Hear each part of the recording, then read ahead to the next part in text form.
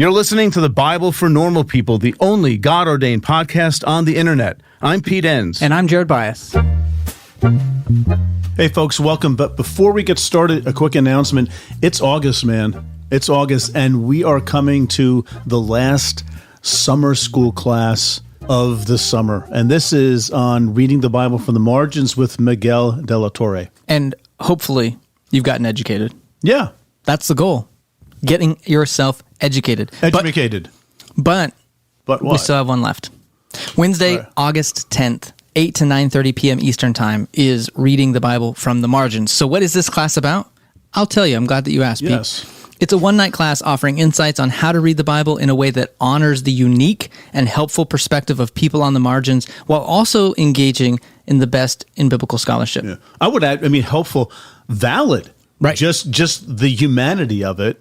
And, all theology has an adjective, right? As we say around here, it's all important, it's all good, it's all valid, it's all real, it's all true. And we're going to get something from the margins, which is where the Bible tends to speak out of. So if you missed the first two, you don't want to miss out on all of them. So this is your last chance to sign up. And if you got the other two, why would you want to miss out on the third one and, miss a perfect score? And if they miss the others, they can go back and do that anyway. Yeah, you could do it anyway. True. Folks, there's no excuse here. That's right. So go to thebiblefornormalpeople.com/summer school to sign up.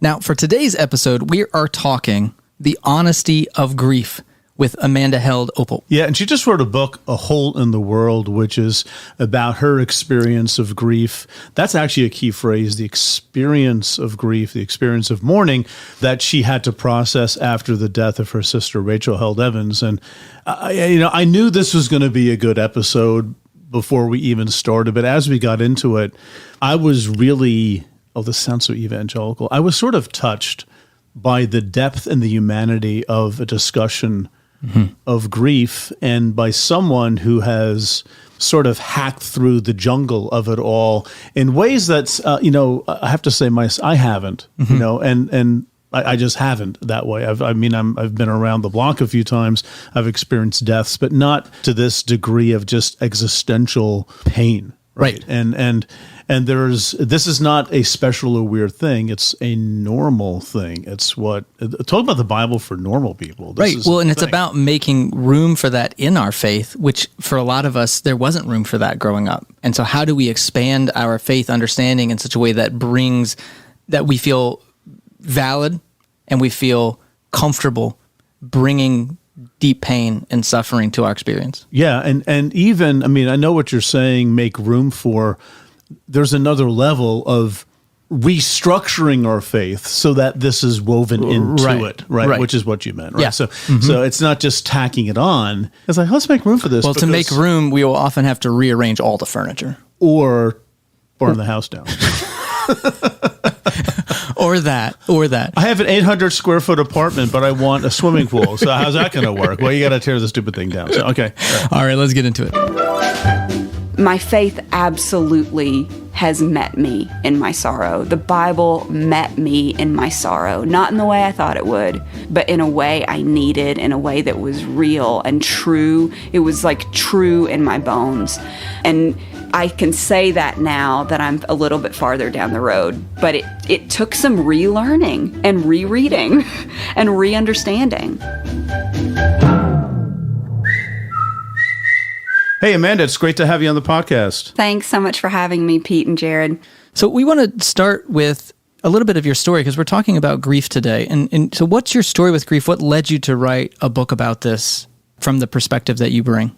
Yeah. It's funny when you ask me that question, I'm still sitting here thinking, I can't believe I wrote a book about grief because, my childhood, I can say with 100% certainty that my childhood was just about as winsome and beautiful and idyllic of a childhood that you could possibly hope for. It was a trauma-free growing up experience. I had experienced very little loss in my life, death in my life. In fact, I don't think I went to my first funeral until I was maybe my late teens or early 20s. I lost a couple grandparents in my teen years, but they lived far away, and they were much older when they passed away. It was kind of the type of losses that you see is kind of just like the natural next step in life, like, death in the proper order, if that makes sense. And so while it was sad, it was also a celebration of their life. And so I guess I always like looked at grief books or like people who talked about grief as being like those people, those unfortunate people that had, experienced catastrophic loss or trauma or the unexpected death of someone they loved at a young age. I just thought that would never be me. I don't know why I thought I was immune to tragedy or that I could somehow bypass it my whole life. But I'd always just ignored resources or books or teaching on grief because I just didn't think I needed it. I had no idea that I would need it. And so like I said, life had proceeded very happily until I guess I got to my early to mid 30s. I just walked through a season of loss and a series of losses. It started with the death of my grandmother, a grandmother who was really close to me. She lived nearby. She was older, but pretty healthy when she suddenly got sick and passed away. And I was actually on a work trip in Congo in East Africa when she died, and so I didn't make it home for the funeral. And then shortly after that, I had a difficult experience. I traveled for work to northern Iraq. And this was kind of during the offensive to take over Mosul back from ISIS, which had, as you may recall, had taken control of a large area of the region. And so we had victims of war coming into our hospital to receive treatment. And so I think just kind of seeing the wounds of war, seeing the effects of war on bodies and souls for the first time in person, it was just kind of this aha moment of like, wow, this level of suffering doesn't just happen on television. Like, it happens in real life. You can, smell it. You can hear it. And so just to have that, I guess, really kind of traumatic experience and to have that type of confrontational experience, I guess, with suffering. And then very shortly after that, about 4 months later, I had the first of what would be 3 miscarriages after a season of infertility. And so that loss really rocked me and my husband. And then about a year and a half later was when my sister got very sick. Suddenly, she was perfectly healthy, had a 3-year-old son, an 11-month-old daughter, and she became suddenly ill and died. And even saying it right now, it just feels unreal. And so that was kind of the moment. That was the shattering loss, the atomic bomb that went off in my life that really kind of set me on this journey to understand what grief is, because suddenly it was my story. And so that's kind of how I started studying grief rituals and came to write this book. So can you give a little background to your experience with grief in your church tradition, and how would you have been taught to handle it or not? Or what would the conversations have been, and how did that lead you to going toward these practices? Yeah. Well, I sometimes think that in some ways I had like white American evangelical survivor's guilt, because I always was part of a church that was actually, I feel like, really healthy compared to many people's experiences in that culture. My sister, Rachel Held Evans, wrote a lot about my parents and kind of the healthy household that we grew up in, that we were free to ask questions, that questions were safe, that we could explore our faith. And by and large, they had us in churches where we could do that as well. And so it wasn't that you couldn't talk about suffering or that you couldn't talk about grief and you couldn't be honest about your pain. But there's just something, just I guess by virtue of being in the culture that was evangelicalism in the 90s, right? The height of the apologetics movement, is that we're just kind of taught to have an answer for every question. And evangelicalism at that time, and probably even still today, doesn't have a whole lot of capacity for mystery, if you will, like the mystery of grief and the mystery of suffering.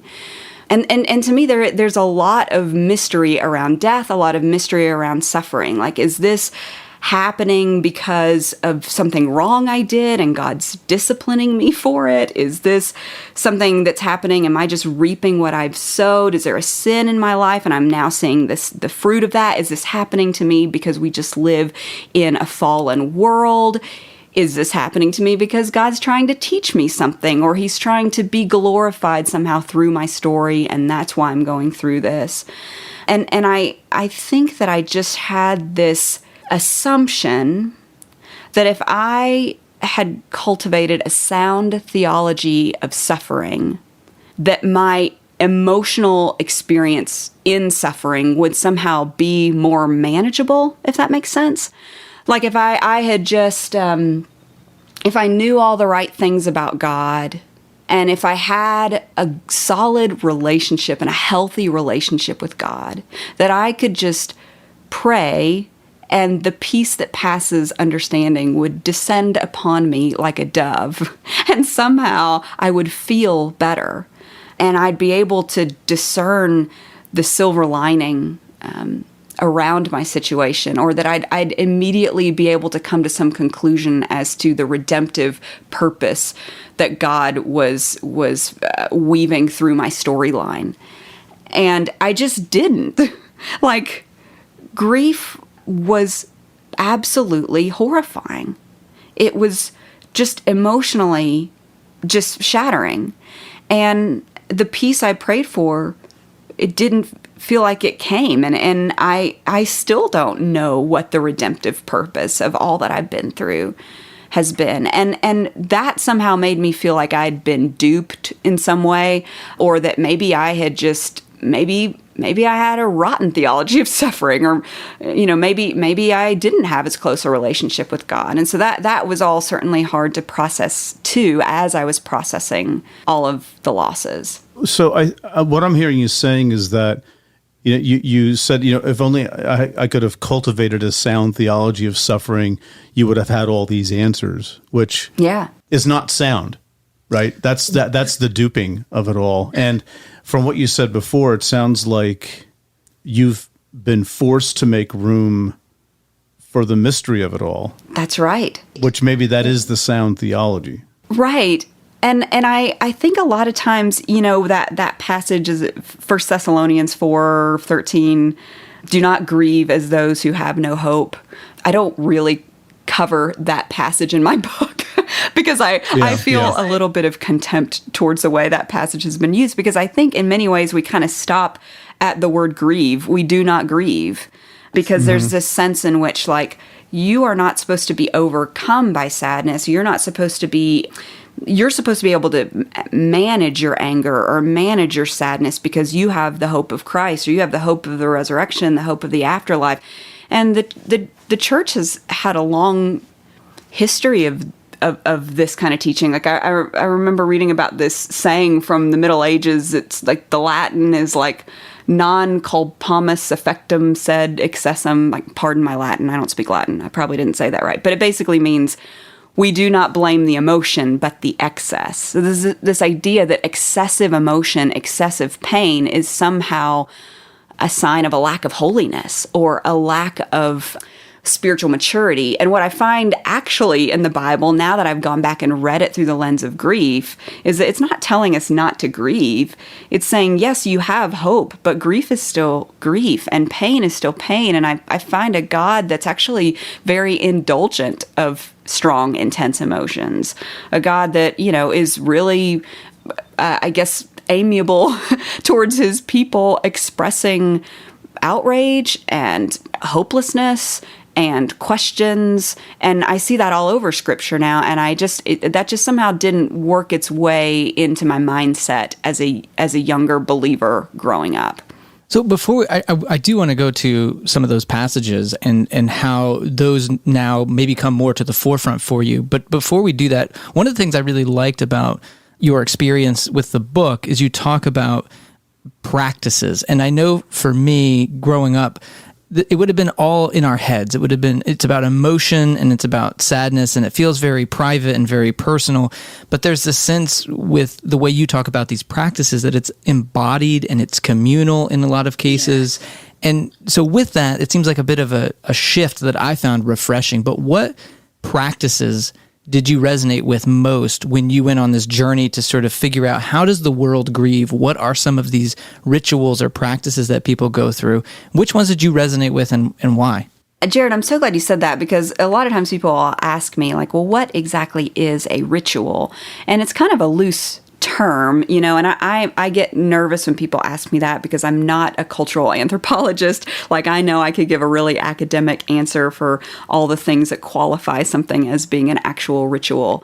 But in everything that I studied, what seems to be true, so we sometimes use the word ritual to describe a habit. Like, I have my morning coffee habit, or my face cream ritual, my morning coffee ritual, my face cream ritual. I don't actually think that's a proper use of the word. I don't think anything is really a ritual until it has some kind of communal understanding or communal embodiment. And that's what's so beautiful about so many of these rituals that I studied, is that they are done in community. They have to be done in community. And I think the one that stood out to me the most, the way I actually stumbled across rituals in the first place was, I guess, the algorithm on my phone knew I was grieving or something. Your phone knows things about you. And it somehow flashed up this article on either Facebook or my news feed about strange grief practices from around the world and from the past. And I think the first one in the article may have been, it was Irish keening. And I don't know if you're familiar with Irish keening, but it's this practice of communal wailing. And so in Ireland, back, since 1950 was about the time that keening died out. But prior to that, in Ireland, people would have these wakes and in the home of the deceased. And the Irish are kind of known for their rowdy wakes, but kind of the climax of the wake experience was this time of communal wailing. And what would happen is these women from the community, who were known in Irish as the Ban Quinta. Quinta means cry or crier. So they were the lead criers or the lead wailers. These women would come and they would lead the whole room in a communal wail. And these women actually often served as midwives in the community as well. And so it's kind of interesting that they kind of knew these liminal spaces, that precipice between life and death. But what they would do is they would begin by just kind of gently moaning and weeping, and then the women would start to maybe sing, and they would sing words in tribute to the deceased. And then the song would eventually kind of collapse into just screams and wails, and then the whole room would join in. And everyone would be wailing over the person who had just died, but it was also really common for people to wail in tribute to their own lost loved ones who died maybe a year ago, maybe 5 years ago. And so they would lament together just death. And I think what was so beautiful to me about this ritual is just the affirmation, the permission to completely fall apart in your grief. Because so often grievers are commended for kind of keeping it together, for their resilience, for their fortitude, for their stalwart exterior. That's what you're kind of commended for in your grief. But I think what the ancient Irish would say is like, actually, no, that's not normal. If you're not wailing, if you're not completely falling apart, that's not healthy. That's not good. And to do that in a communal space together just felt like a really, really powerful act to me. And so that was one of the first rituals that really started drawing me in and set me out on this journey to learn about other rituals like that may be healthy and helpful. Yeah, I'm thinking back at 1 Thessalonians, which you mentioned earlier. Don't grieve as those who have no hope. I think a part of the reality, I'm contraposing this to what you just said with the keening, for Paul, the hope is something that is going to be realized probably in the next 45 minutes. Mm-hmm. You know, like this is all going to come to an end. Jesus is the first fruits of the corporate resurrection of the faithful. And no, it's not going to be hundreds of years or thousands of years. It's going to be really, really soon. This is just the first phase, and the second phase is coming. So the hope is something that is, something is right around the corner. Now, it turns out that that wasn't the case. And I think the realism of keening is, I've never experienced that, and I probably never will, because I live in the wrong culture. Right. But there's something very sacred about that. There's something very realistic. There's something very psalmy about that, of lamenting openly like that. Yeah, that's right. And it is still practiced in many other cultures around the world, even to this day. And I mean, if you look at biblical texts, there's obviously a lot of wailing in Scripture. Jeremiah 9 comes to mind as this moment where God actually calls for the wailing women to come to lament the sin of Israel, but to lament also, the effects of their sin, the death and the loss that is all around them, and they serve as kind of this prophetic voice. And that was what was really compelling to me about that passage, where it says, I think it's call for the wailing women to come, call the skillful women to come, and then later says, wailing women, teach your daughters how to wail, because this is an important skill set to have. And so, I think we live in a world that can sometimes see emotional breakdown, or maybe even the emotions of women as a liability. And I think it's really amazing that God sees them as a holy asset, that it is right and good to name what is awful and wrong and should not be. It is good to name that in an emotional way, and there's a lot of power in that. I think the power in that, to that example, it strikes me that, this is all about national exile. Yeah. It's not about people dying as much as it's about a nation dying, but to call upon the wailers, what that suggests to me is that's just normative in their culture. Yeah. It's like a funeral. It's like somebody has died.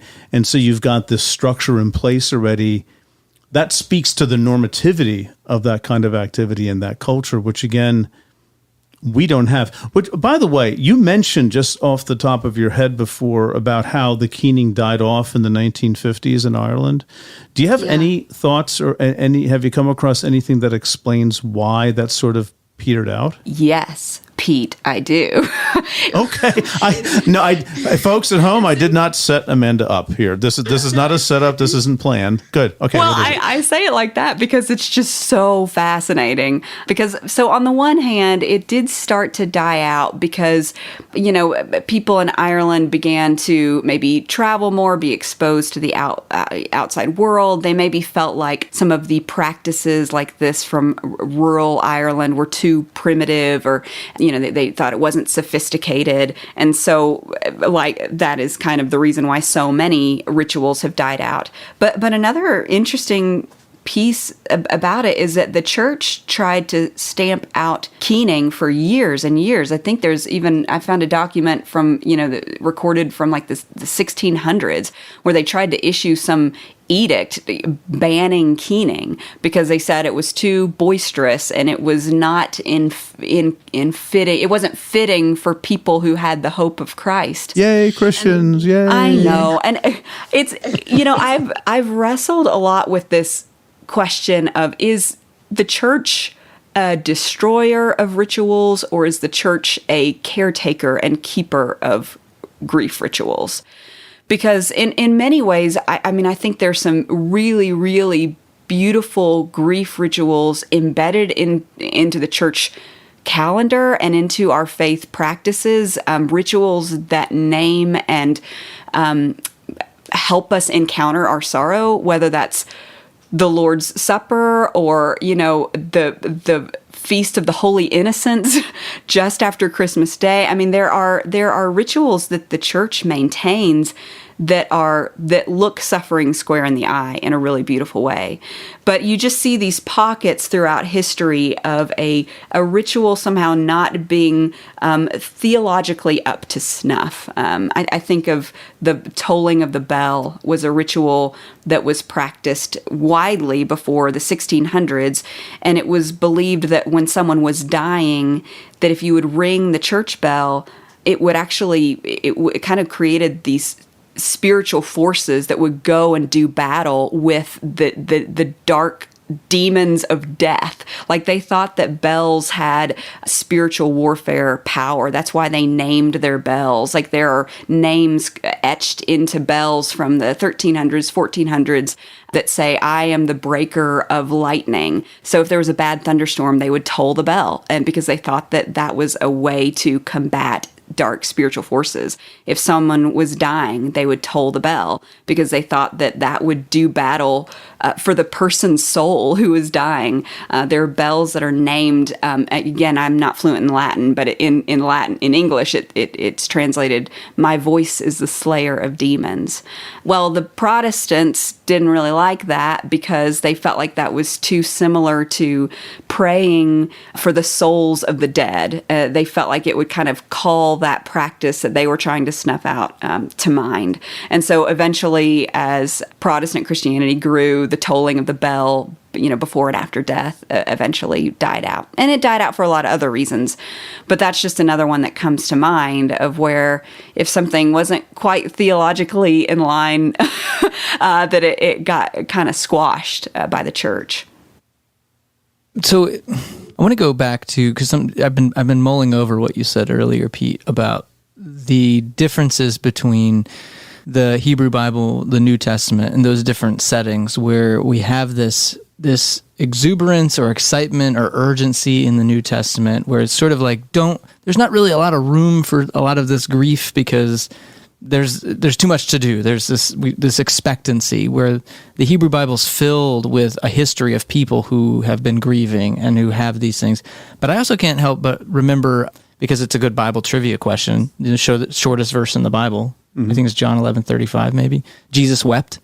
And this idea too of Jesus participating in this mourning and this grieving even in the New Testament. And I'm wondering, did you come across other passages or theologies that would have led to us getting disconnected from the idea of communal rituals around mourning and grieving? Because I would guess that most cultures have historically had them, and then it seems uniquely Protestant, and then in the last little bit of time, evangelical. Because I know for me, there were definitely thoughts of we don't need to.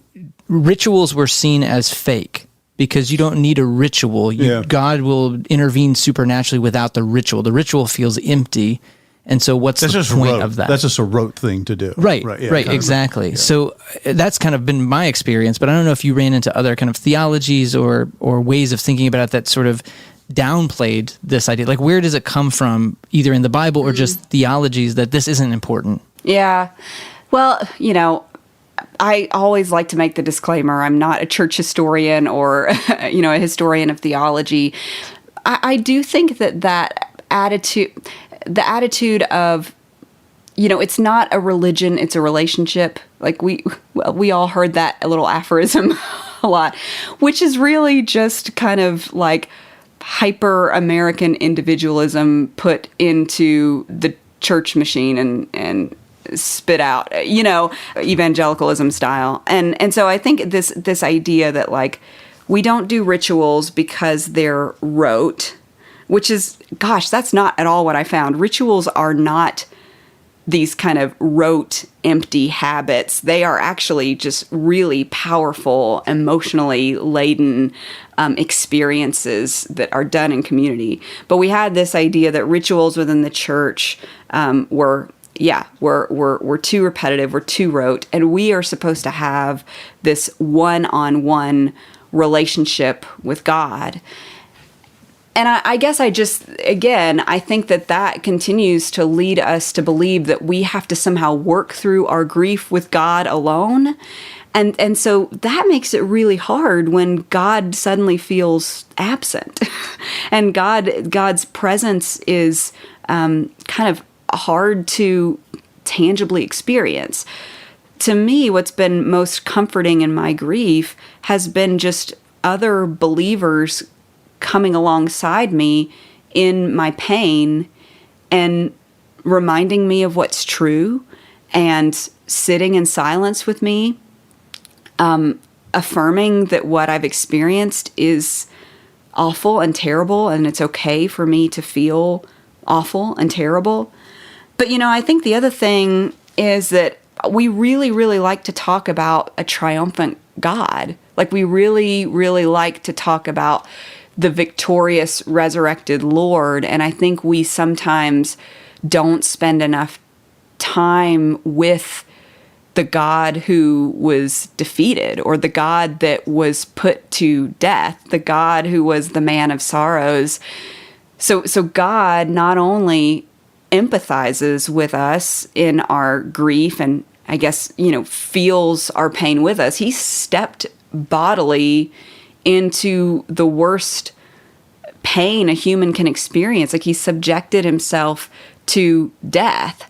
And we talk a lot about the cross, but we really like to go to the resurrection. And I don't know. I understand why we do that. I'm not saying that's all wrong. I just think that for me, knowing that the God that I'm looking to right now chose to allow himself to experience the deepest level of grief and allowed himself to be killed on behalf of the world. I just think that's really powerful. I mean, that's the piece of Christianity, the storyline, the narrative that to me is it's too unbelievable not to believe to some degree, if that makes sense. It makes tons of sense. I've heard a lot of theologians say that part of the problem is elevating the sovereignty of God as like the highest attribute. Yeah. Right? Rather than, let's say, the vulnerability of God. Yes. It's the latter one that we identify with. It seems to be the whole point of incarnation,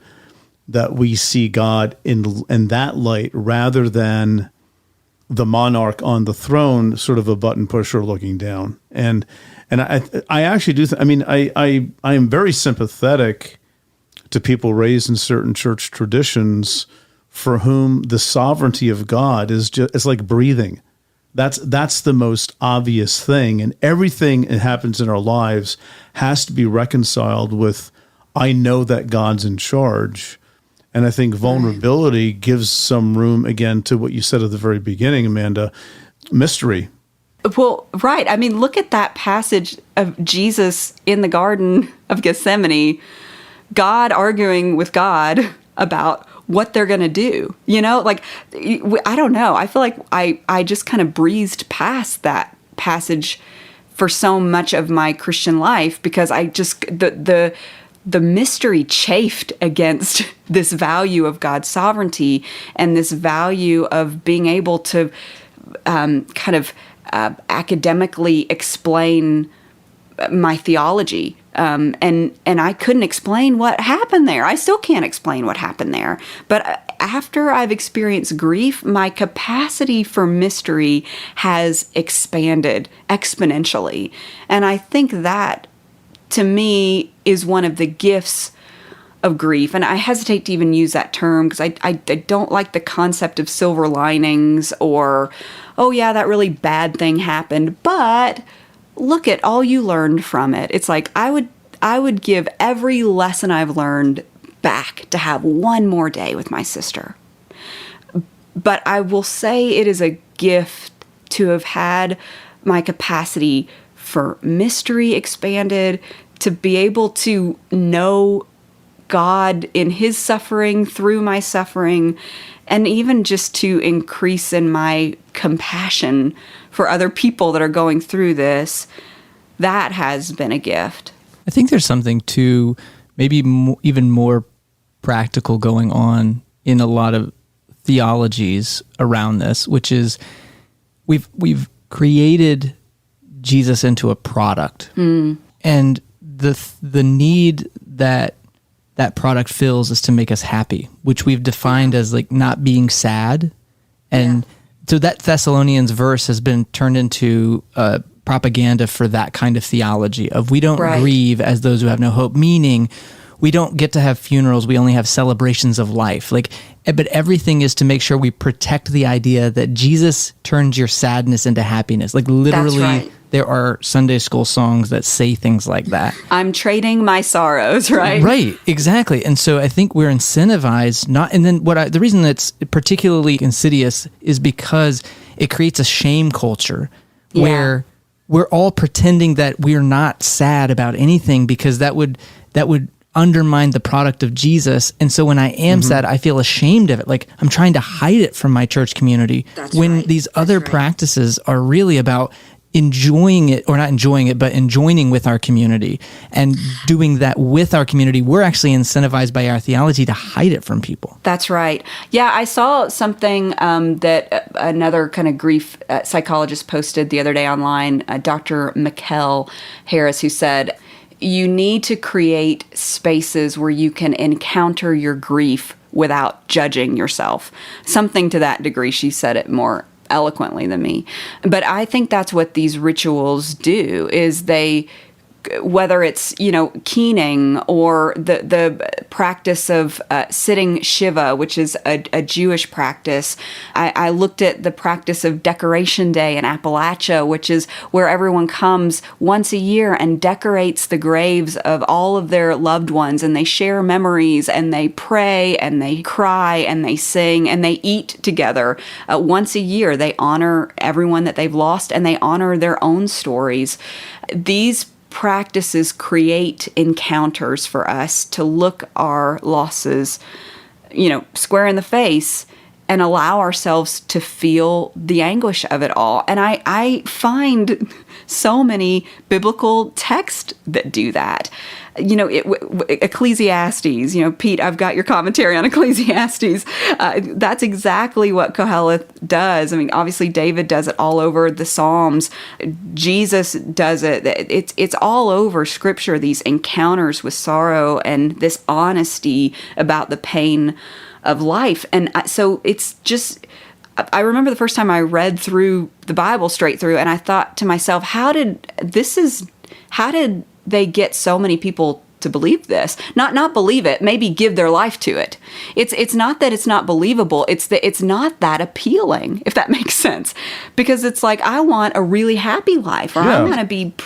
It's not a commodity. It's not a commodity, is it? Yeah. If you want just happiness, no suffering, wealth, health, all those things, you're not going to get that from a walk with God. But what I think you do get is authenticity and the real experience of life, and a God who speaks to it, a God who's lived it, a God who's experienced it, and allows you to speak of it and name it. And I think at the beginning of my grief, I thought to myself, I'm not sure my faith is going to see me through this. I'm not sure I picked the right religion for this, because I really need my religion to make me feel better right now. But now that I'm 2 and 3 years past it, and not really past it, I'm still in it, but I'm 2 and 3 years down the road, I have found that my faith absolutely has met me in my sorrow. The Bible met me in my sorrow, not in the way I thought it would, but in a way I needed, in a way that was real and true. It was like true in my bones. And I can say that now that I'm a little bit farther down the road, but it took some relearning and rereading and re-understanding. Took some new theology. Yeah, that's right. What you were saying before, the language that came to my mind is the Bible is rather unfiltered about grief or pain or sorrow or anger. To all those emotions, there's an unfilteredness to it. And I'm just riffing here, but I want to suggest that's not something special about the Bible. I think people have always been that way. Yeah. It's more I don't know, why are we living in this age, Jared, where everything's so screwed up and people think they have to have the right answers to everything? It has to be a neat package. This commercialized view of Christianity, or the Protestant view that, like we said before, you don't have emotions about this, you rise above that. If you have emotions, it shows weakness in faith. Mm-hmm. So grief becomes not something that the Spirit walks with you, but it becomes another test to show how good you are. Yeah. And it's like, no, who in the right mind wants that? And death, as much as I don't wish it for anyone, but it comes. Yeah. And death is maybe one of the most sobering things to drive us out of that nonsense, because you go crazy trying to make it all work that way. But the thing, I've been to many funerals, Christian funerals, where you're just not allowed to grieve. We know they're in a better place. We know they're up there with God doing whatever the departed's favorite hobby was, like watching hockey together or something, Right. And maybe they are. I don't know. I have no idea, but that's not even the point. We're really sad and we're angry and we don't understand why this is happening. And to do that as a community is, we're so impoverished. I don't know, Jared. We're so impoverished. We just don't have. I plan on going through all this stuff alone, right? Because the community is just not. We've been sold this bill of goods that it's just you and Jesus. I think that launches into this question as we wrap up our time. I think there's probably a lot of people who have that experience. Is almost like atomistic, individualistic understanding, and how can we help learn to grieve better? Like, what did you learn? What did you learn through this about how to grieve better? If our church tradition and our culture didn't really give us the tools for that, and we want to start, how do we start? That's a good question. I think one of the insecurities I have about the book I wrote is that I don't really provide a really practical way to move forward with this. Some people have asked me like, oh, well, is there a list of things that you suggest doing at the end of the book? And I'm like, no. I kind of end with I'm not sure. Because I think, Pete, you said it well, like, I might decide that I want to enact some of these rituals in my life, but if the whole community isn't kind of joining with me and affirming me in that, then it can feel kind of empty and lonely. So I think, Jared, the answer to your question is just, again, goes back to that place of making space to encounter your sorrow. Like we do everything we can to circumvent it, to bypass it. We just don't like bad feelings in this culture. We are, people who numb things. We are, we can medicate basically any ailment that we experience. We are, people that are constantly scrolling through our phones and distracting ourselves from our pain with our screens. And so I think it's just part of it is just stop. Yeah. Stop the noise. Pause. Just like give yourself a minute to feel sad, and it's going to be uncomfortable. It's going to be super uncomfortable because we immediately think, I want some kind of hack to like get past this, but there's no hack for grief. And so as part of it to me is just take a pause and experience your sadness, as uncomfortable as that is. And it's I think along with that, there is a certain sense of the need to unplug completely. I don't want to over dramatize here, but to unplug completely from the theological system, which is making it so difficult for someone to grieve. Which means look at these grief practices. Yeah. No, I as I read them, I said, I wish I had this one. Oh, this one's good too. Yeah. Well, I don't have any of these. What am I going to do? I know. So we're left to, and I know Jared did not mean this, but some people might hear it like practical things. Jared doesn't mean to fix it.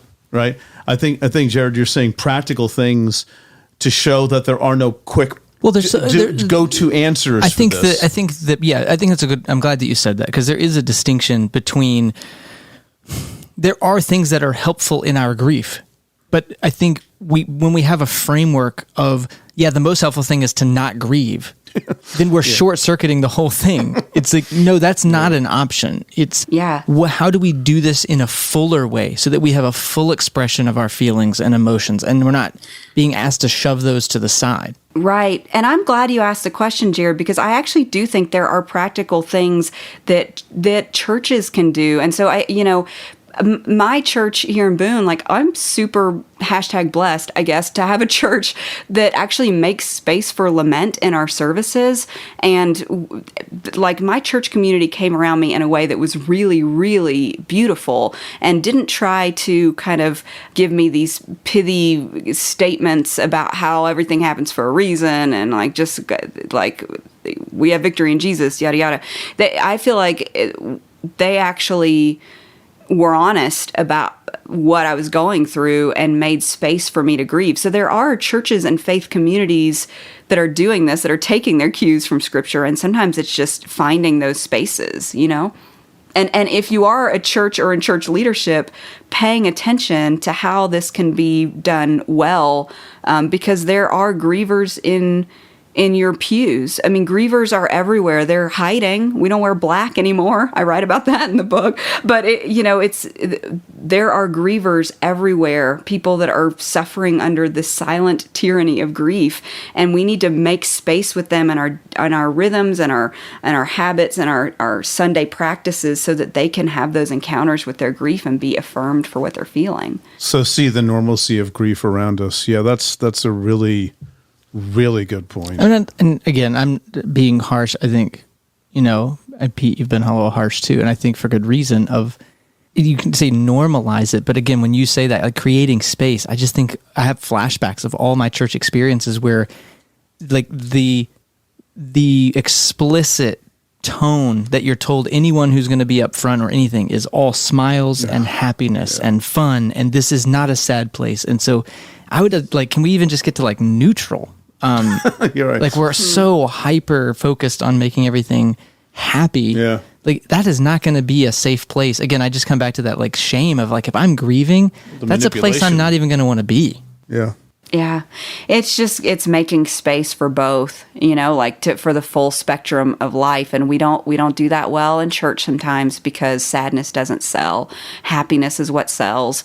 But, apparently, like you said, this faith of ours is not a commodity. It's a way of life. It's a calling. And like I said, sometimes you just have to find those spaces and those people that are willing to do that with you and for you, and be faithful in that. Yeah. Well, listen, Amanda, we really appreciate you being on the podcast with us to talk about this universal topic.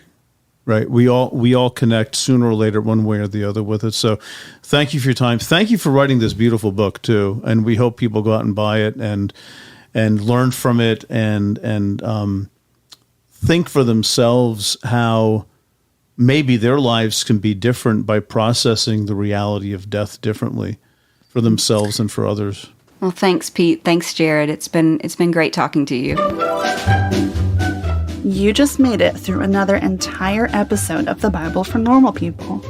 Well done to you, and well done to everyone who supports us by rating the podcast, leaving us a review, or telling others about our show. We are especially grateful for our producers group who support us over on Patreon. They are the reason we are able to keep bringing podcasts and other content to you.